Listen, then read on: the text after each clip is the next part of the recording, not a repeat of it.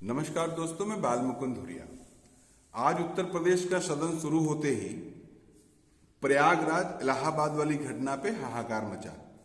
लेकिन जो सबसे चिंताजनक बात है कि सरकार जो है उसको जो समस्याओं को हल करना है, घटना हो गई, घटना पे इनिशिएट करना है, घटना को कैसे हम उसको निपटेंगे कैसे, उसके बजाय वो विपक्ष पे तुल पड़ती है कि सब तुम जिम्मेदार हो।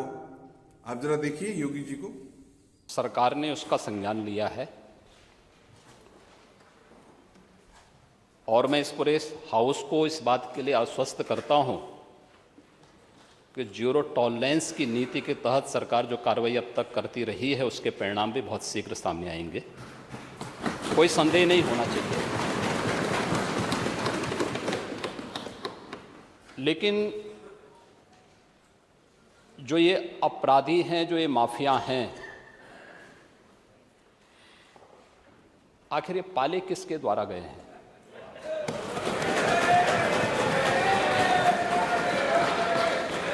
बात जवाब आ जाए। ये जब अभी आपका नाम तो नहीं लिया कि आपने पाले के खिलाफ जवाब आ जाए। जिस माफिया के खिलाफ वो जो भी हो, जिसने भी किया, किसी का नाम तो नहीं लिया ना, किसी का नाम तो नहीं लिया। सच नहीं कि समाजवादी पार्टी ने उन्हें सांसद बनाया था?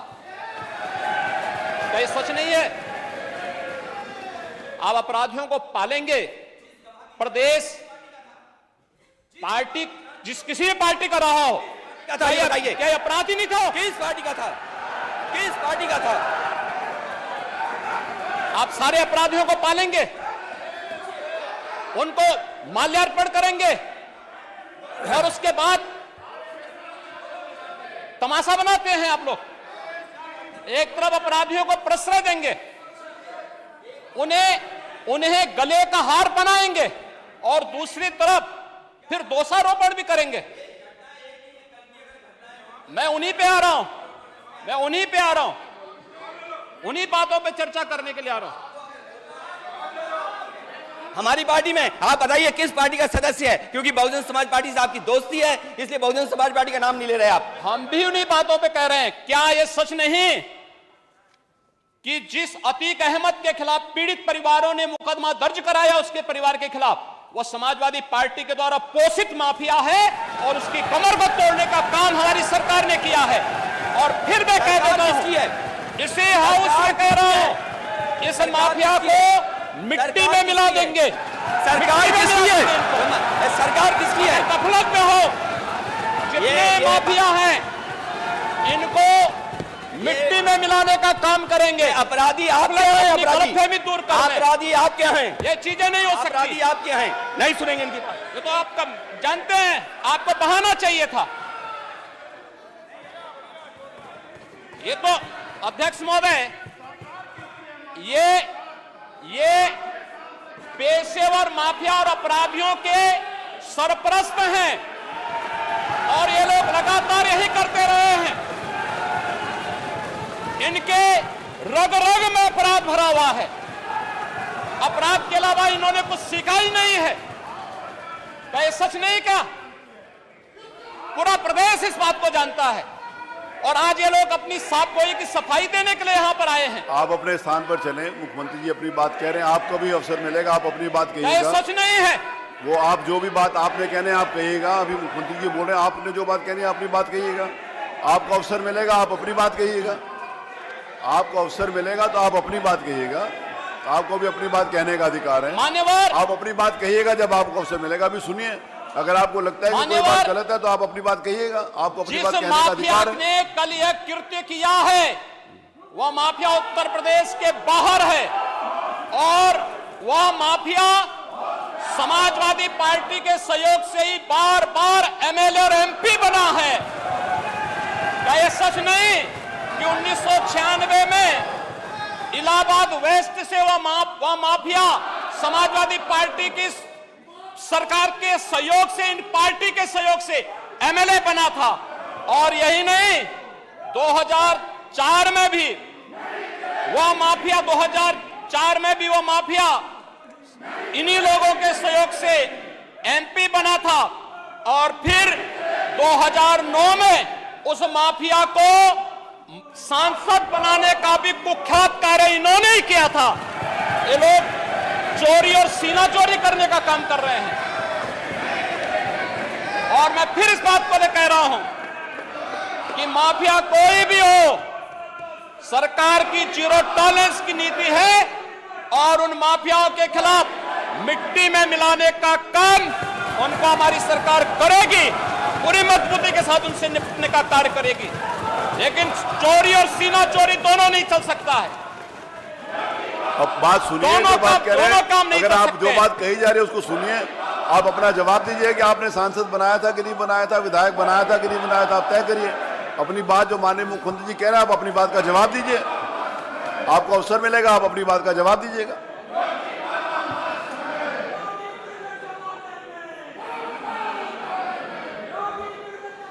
चलिए, अब आप अपने सीट पर चलिए, आप अपने स्थान पर चलें, आप अपने स्थान के ऊपर चलें, आप अपने स्थान पर चलें।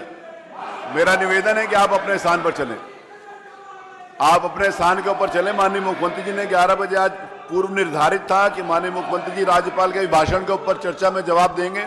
आप अपने स्थान के ऊपर चलिए, आप अपने स्थान पर चलिए। मेरा आपसे निवेदन है कि आप, ये पूर्व निर्धारित था, आदरणीय नेता प्रतिपक्ष किस दिन बोलेंगे और माननीय नेता सदन किस दिन बोलेंगे। आज सुबह 11 बजे माननीय नेता सदन के द्वारा राज्यपाल के अभिभाषण के ऊपर अपनी बात कहनी थी। आपने एक विषय उठाया, माननीय मुख्यमंत्री जी ने उसका जवाब दिया। आपको अवसर मिलेगा तो आप अपनी बात कहिएगा। ये मंच सब लोगों के लिए खुला, आप अपनी बात कह सकते हैं। जो भी बात माननीय मुख्यमंत्री जी ने कही है, आपको लगता है कि वो असत्य है तो आप अपनी बात कहिएगा। आप अपनी बात, आपको भी मैं पूरा अवसर दूंगा। उसमें जो भी बात मुख्यमंत्री जी ने कही है, आपको लगता है कि असत्य है तो आप अपनी बात कहिएगा। अपनी सीट के ऊपर जाइए।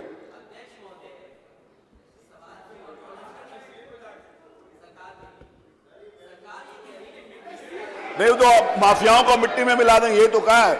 अगर माफियाओं को मिट्टी में मिला देंगे तो इसमें कौन सी गलत बात कह दी। माफियाओं को तो मिट्टी में मिला ही देना चाहिए, कोई भी हो चाहे। आप भी यही चाहेंगे, ये भी यही चाहेंगे, ये तो पूरा प्रदेश चाहेगा। इसमें तो पूरा प्रदेश चाहेगा कि कोई भी माफिया हो उसका समाप्त होना ही चाहिए। इसमें आपको प्रसन्न होना चाहिए, इस बात के लिए किसी का नाम नहीं लिया। अगर कोई माफिया है तो उसको मिट्टी में मिलाने की माफिया समाप्त हो, अध्यक्ष तो आपको खुश होना चाहिए। हम भी चाहते हैं माफिया समाप्त हो, तो आप भी यही चाहते हैं, तो वही बात तो कह रहे हैं मुख्यमंत्री जी। लेकिन ये भाषा क्या है, मिट्टी में मिला देंगे, माफियाओं को मिट्टी में मिला देंगे, ये कहा। किसी क्या भाषा है, मिट्टी में नहीं मिला देंगे, ये क्या भाषा है। माफिया को फिर कानून भिजवाएगा जेल, कानून भेजता है जेल, कोर्ट भेजता है, नहीं किया जा सकता। हम नहीं भिजवा सकते। देखिए, माफियाओं को महिमा मंडित नहीं किया जा सकता। इलाहाबाद की घटना कोई मामूली घटना है क्या? आप इन्वेस्टमेंट लाना चाहते हो, घटना का दोषी होगा, जो भी घटना का दोषी होगा उसको मिट्टी में मिला देंगे। यही तो अपेक्षा की जाती है पूरे प्रदेश में। यही कहा, किसने मना किया? किसने मना किया? जिसने भी किया, जो भी घटना का सूत्रधार होगा और जिसने घटना की होगी उसको मिट्टी में मिलाए देना चाहिए। इसमें कौन सी गलत बात कह दी है? अध्यक्ष जी, माननीय अध्यक्ष जी, जब आप हो गया, आप चलिए, अब आप अपनी बात कहिएगा। वो तो मैं कह ही रहा हूं, आपको अपनी बात कहने का अधिकार है। जो बात मुख्यमंत्री जी कही है, अगर आपको लगता है कि उसमें कोई बात है तो आप अपनी बात कहिएगा। सरकार भी तैयारी से है, मंडे को चर्चा कराइए। आप विषय को उठाएंगे तो हाँ, मंडे को चर्चा कराइए। मंडे को आप विषय लेंगे तो विषय को देखिए, मंडे चर्चा। माननीय अध्यक्ष जी, माननीय अध्यक्ष जी, अब इस विषय के ऊपर आगे बात करेंगे जब वो नोटिस देंगे। आज कोई नोटिस नहीं। माननीय ये सब लोग बैठ जाए तो माननीय मुख्यमंत्री से निवेदन करूंगा कि अपना राज्यपाल के भाषण के ऊपर अपनी चर्चा जारी रखें। माननीय मुख्यमंत्री जी।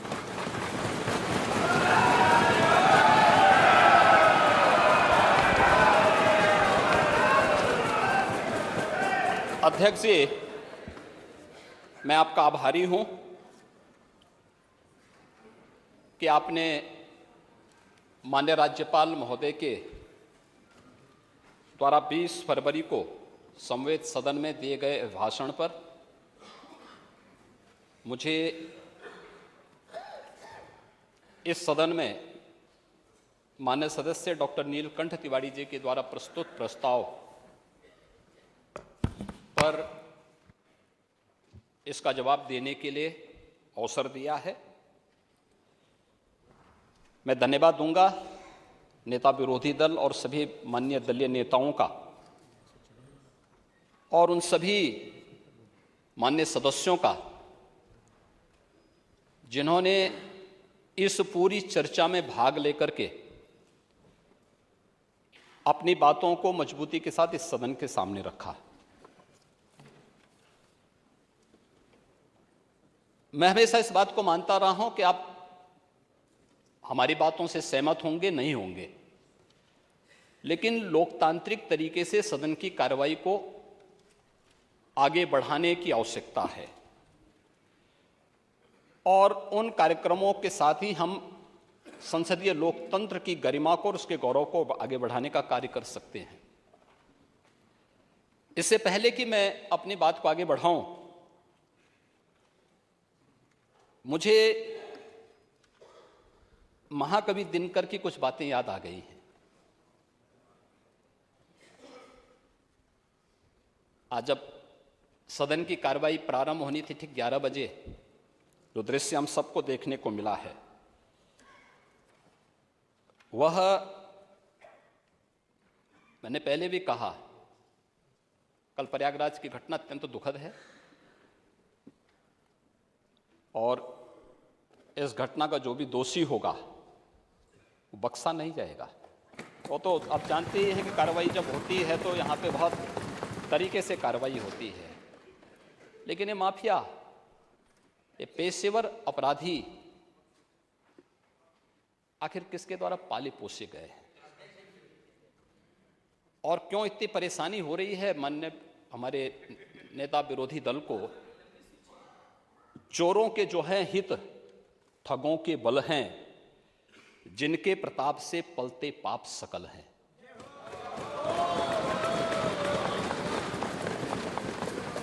जो छल प्रपंच सबको प्रश्रय देते हैं या चाटुकार जन की सेवा लेते हैं, यह पाप उन्हीं का है।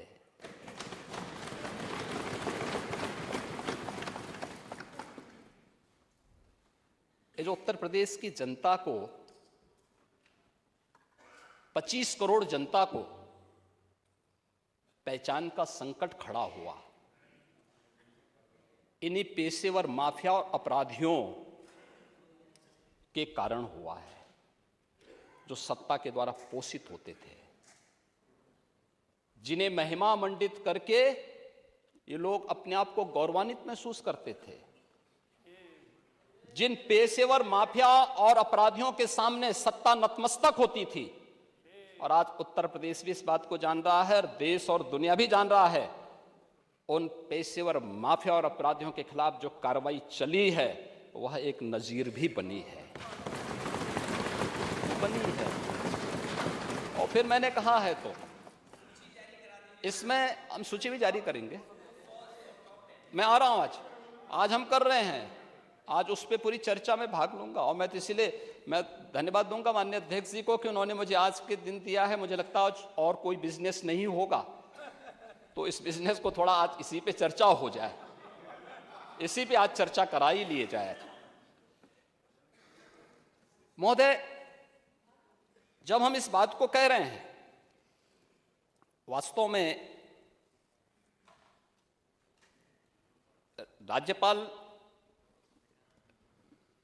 महोदय ने जो यहां पर अपना अभिभाषण दिया था, 2 कारण से, संवैधानिक प्रमुख होने के नाते और एक मातृशक्ति की प्रतीक होने के नाते इतना सम्मान तो होना ही चाहिए था। हम बड़े बड़े दावे करते हैं, लेकिन सदन में राज्यपाल महोदय आ रही हैं सदन को संबोधित करने के लिए, आपको तो मौका मिलना ही है। आप अपनी बात को, सहमति और असहमति के लिए सदन है, लेकिन हम विरोध करें, गो बैक के नारे लगाएं, अशिष्ट और असंसदीय आचरण करें, यह सदन की गरिमा को तार तार करता है। दूसरा, मातृशक्ति की प्रतीक एक महिला राज्यपाल के द्वारा सदन को संबोधित किया जा रहा हो, हमारे लिए तो गौरव की बात होनी चाहिए थी, हर्ष की बात होनी चाहिए। उस समय नारे लगा करके पूरे सदन की कार्रवाई को बाधित करने का प्रयास हो। देश के अंदर किस प्रकार का संदेश हम देना चाहते हैं, किस प्रकार का संसदीय आचरण है, किस लोकतंत्र की आप बात कर रहे हैं, फिर किन संसदीय परंपराओं की बात कर रहे हैं, वह दृश्य भी हम सब ने देखा। जो एक महिला राज्यपाल उत्तर प्रदेश की सर्वोच्च संवैधानिक प्रमुख का सम्मान नहीं कर सकते, मान्यवर उनसे ये उम्मीद करना कि वो प्रदेश की आधी आबादी का सम्मान करेंगे, ये तो उनके शासनकाल के समय हुआ ही था, जब स्टेट गेस्ट हाउस की घटना घटित हुई थी।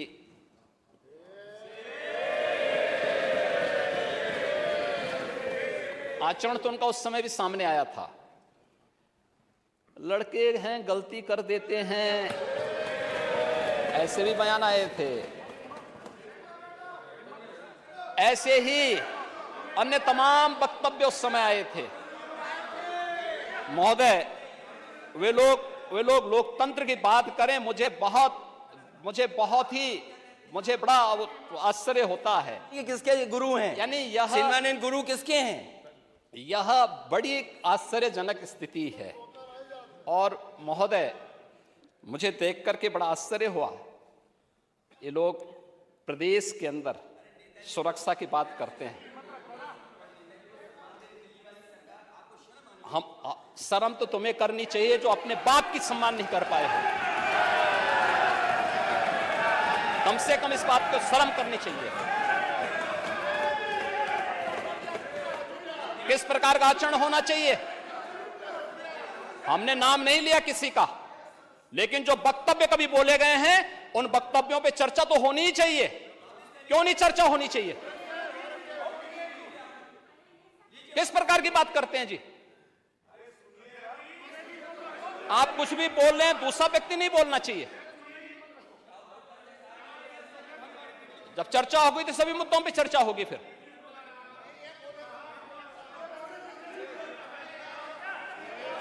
महोदय,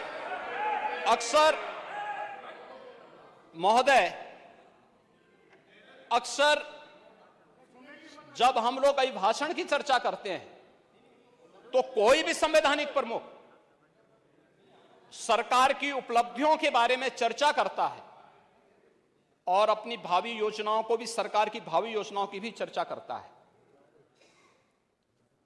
यह केवल उत्तर प्रदेश के अंदर नहीं हो रहा है, पूरे देश के अंदर हो रहा है, पूरे देश के अंदर होता है।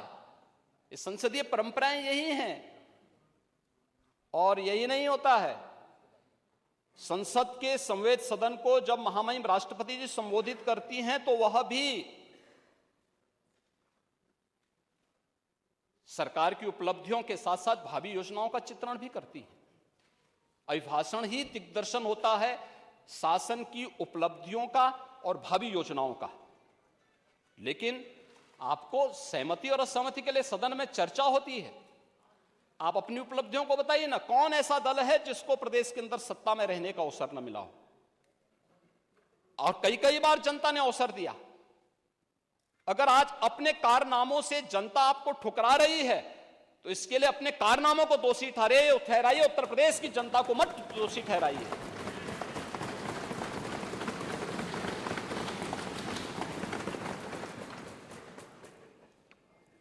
और महोदय, मुझे आश्चर्य इस बात को हुआ, आश्चर्य तो मुझे इस बात के लिए हुआ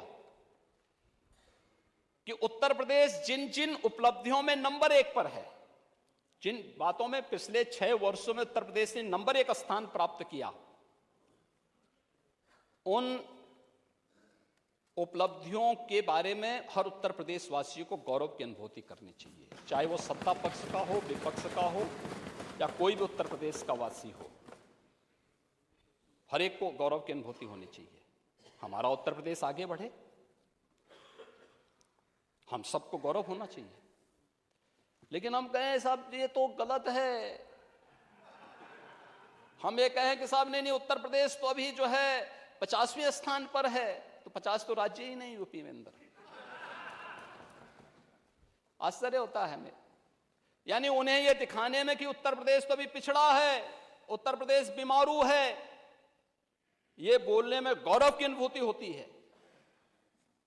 ये उत्तर प्रदेश के बारे में इनकी मंशाओं को उजागर करता है, क्योंकि जब इनका शासन था तब कुछ कर नहीं पाए, और आज डबल इंजन की सरकार डबल स्पीड के साथ उन योजनाओं को जमीनी धरातल पर उतार करके उत्तर प्रदेश के अंदर 25 करोड़ जनता को बिना भेदभाव के शासन की योजनाओं का लाभ दे रही है, तो उनको बुरा लगता है। ये सब बुरा लगता है उन्हें, और फिर उसको लेकर के तमाम प्रकार की चर्चाएं शुरू हो जाती हैं, तमाम प्रकार की बातें फिर शुरू होती हैं। होना तो ये चाहिए कि हर सदस्य को, हर माननीय सदस्य को, वो सत्ता पक्ष का हो विपक्ष का हो, उसको उत्तर प्रदेश के गौरव पर, उत्तर प्रदेश की उपलब्धि पर गौरव की अनुभूति करनी चाहिए। कमोबेश डबल इंजन सरकार ने ज्यादा एग्रेसिव तरीके से उसे आगे बढ़ाया है, श्रेय उसको ज्यादा मिलेगा, लेकिन थोड़ा बहुत योगदान हो सकता है कि किसी न किसी सरकार ने भी कुछ न्यू रखने में कुछ तो योगदान किया होगा, पिछली सरकारों ने भी, तो उसी के साथ अपना नाम भी जोड़ देना कि देखो हमने भी किया। जैसे हर चीज के लिए बोलते हैं, वो तो हम भी करना चाहते थे लेकिन हम कर नहीं पाए, लेकिन चलो जोड़ दो भाई, बोल दो उत्तर प्रदेश आज खाद्यान्न उत्पादन में नंबर 1 पर है, तो हमने भी योगदान देने का प्रयास किया था, या हमने भी किया था। उस समय हम डाटा नहीं फीड कर पाए और भी नहीं कर पाए, हमें बोल देने के, बोल दें, ना बोले कम से कम ये तो मैं बोले नहीं उत्तर प्रदेश में ऐसा नहीं हो रहा है, आप तो अन्नदाता किसानों को परेशान, आपका अपमान कर रहे हैं। यूपी के नौजवानों के बारे में हम कहते हैं यूपी में सबसे अच्छा युवा है, स्किल मैन पावर हमारे पास है।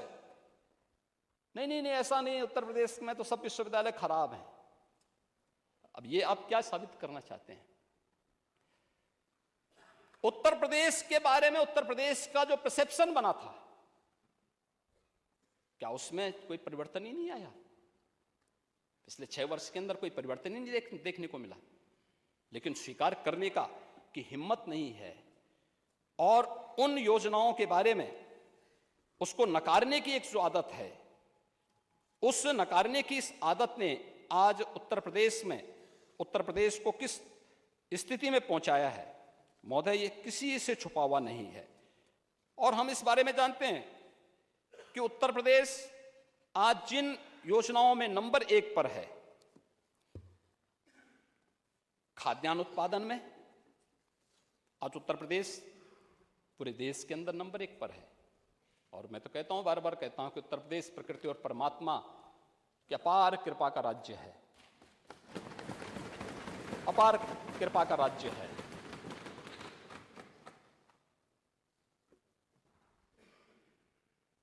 देश की कुल कृषि योग्य भूमि की 11% भूमि हमारे पास है, लेकिन उत्पादन हम करते हैं इसमें 20% खाद्यान्न का उत्पादन करते हैं। ये उत्तर प्रदेश की उपलब्धि है। आज यहां पर खाद्यान्न उत्पादन में गेहूं है, आलू है, मटर है, आम है, आंवला है, दुग्ध उत्पादन में उत्तर प्रदेश नंबर 1 पर है।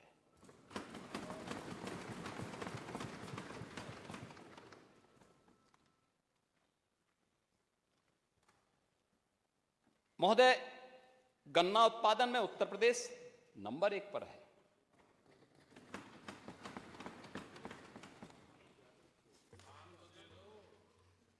उज्ज्वला योजना के कनेक्शन देने में 1,74,00,000 परिवारों को फ्री में रसोई गैस का कनेक्शन, इसको उत्तर प्रदेश में इतने लोग इससे, यानी देश के अंदर नंबर 1 पर, एक्सप्रेसवे में नंबर 1 पर, प्रदेश के श्रमिकों, स्ट्रीट वेंडर्स, इन सबको भरण पोषण भत्ता देने में नंबर 1, अटल पेंशन योजना नंबर 1, प्रधानमंत्री जीवन ज्योति योजना में नंबर 1, सूक्ष्म लघु मध्यम उद्यम 96 लाख यूनिट यूपी के अंदर हैं, जो परंपरागत उद्यम है, यूपी के औद्योगिक विकास की आधारशिला है, इसमें नंबर 1। कृषि निवेश पर किसानों को देय अनुदान में डीबीटी के माध्यम से भुगतान करने वाला देश का नंबर 1 राज्य है। देश में सर्वाधिक मेडिकल कॉलेज निर्माण करने वाला राज्य है और 1 डिस्ट्रिक्ट 1 मेडिकल कॉलेज के निर्माण की तरफ अग्रसर हुआ है, यह उत्तर प्रदेश राज्य है। हर गरीब के घर में शौचालय भी बने, सर्वाधिक शौचालय उत्तर प्रदेश ने बनाए, उसमें भी नंबर 1। मानव वन्य जीव संघर्ष को आपदा घोषित करने वाला देश का पहला राज्य है। कौशल विकास नीति को लागू करने वाला पहला राज्य है। गवर्नमेंट ई मार्केट से सबसे अधिक प्रोक्यूरमेंट करने वाला राज्य और पहला राज्य भी। प्रधानमंत्री आवास योजना में महोदय ग्रामीण और शहरी क्षेत्र में 52,77,000 गरीबों को एक आवास मिला है, बिना भेदभाव के मिला है, देश के अंदर नंबर 1।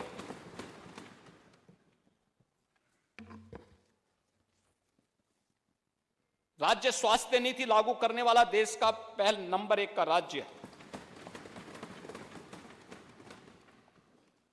और महोदय ई प्रोसिक्यूशन प्रणाली के प्रयोग में देश के अंदर नंबर 1 का राज्य है।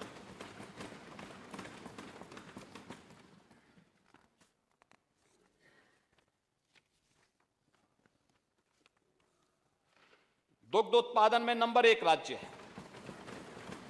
प्रधानमंत्री जनधन अकाउंट 8 करोड़ 51 लाख खाता धारक हैं, यानी 8 करोड़ 51 लाख ये खाता धारक वे हैं जिनके बैंक में कभी अकाउंट नहीं खुल पाए थे। यह डबल इंजन सरकार आने के बाद ही उन बेचारों के अकाउंट खुल पाए और डीबीटी के माध्यम से पूरा 100% पैसा उनके पास पहुंचा। स्वामित्व योजना, गांव में जिनका घर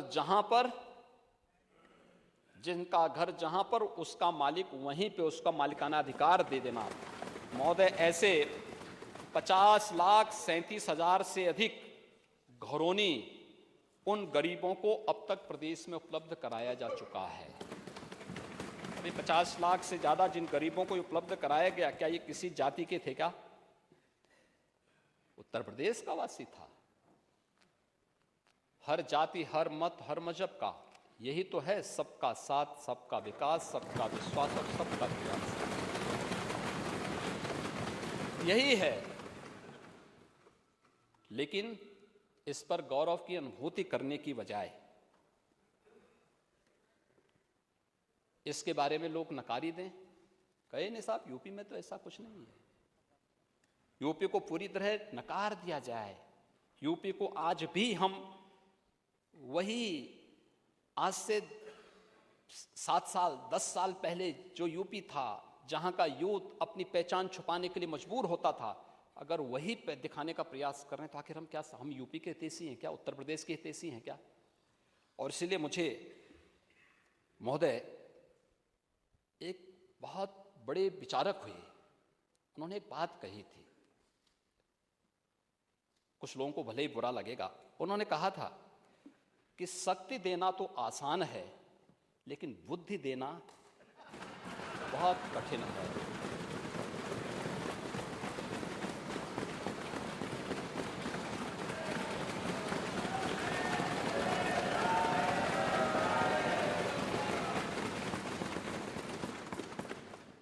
अगर इसको सरल भाषा में मैं कहूं कि विरासत में सत्ता तो मिल सकती है लेकिन बुद्धि नहीं मिल सकती।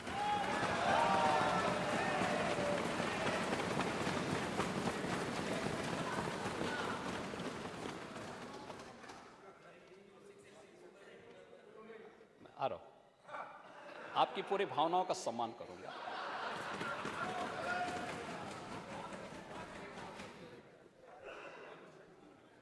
महोदय, वास्तव में नेता विरोधी दल थोड़ा गुस्सा कम कर लेना तो प्रदेश को तो एकजुट नहीं कर पाए लेकिन परिवार को एकजुट कर पाएंगे।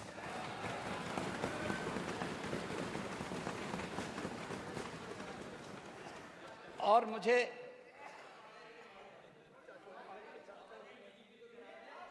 आ रहा हूं मैं उस पे भी आ रहे हैं, उस पे भी आएंगे। महोदय, सेक्रेटरी परमानेंट बनवा लें। अभी बताएंगे। तो आपने देखा कि योगी जी किस दुनिया में जी रहे हैं, किन भाषाओं का उपयोग कर रहे हैं। एक जुमला बोल के बाप तक आ जा रहे हैं, क्या मजाक बना दिया है। वो तो अगर इसी तरह विपक्ष भी खड़े हो जाए कि आप बाप और मां की बात क्या करेंगे, आप तो अपने बाप के तिरही तक में नहीं गए डर के मारे। आप क्या जाने भारतीय समाज के मानवीय पहलू को। अगर ये बात को उलट के कह दे तो मिर्ची लग जाएगी। उत्तर प्रदेश का विधानसभा जो समस्याओं को हल करने के बजाय लगता है कि केवल इस तरह वाद विवाद में ही चीजें बीत रही हैं, और सब कुछ होने के बावजूद धरातल पे सरकार कुछ भी इंप्लीमेंट करने को तैयार नहीं है। और सरकार की मंशा जो मिट्टी में मिला देंगे, खुद हम देख लेंगे, ये इनके कर्मचारियों को प्रोत्साहित कर रही है कि तुम कोर्ट कचहरी का फिक्र ना करो, जो तुम्हारे मन में आए करो, बाकी हम तो हइये हैं। इस रुबाब में, इस मनोभाव से चल रही है सरकार।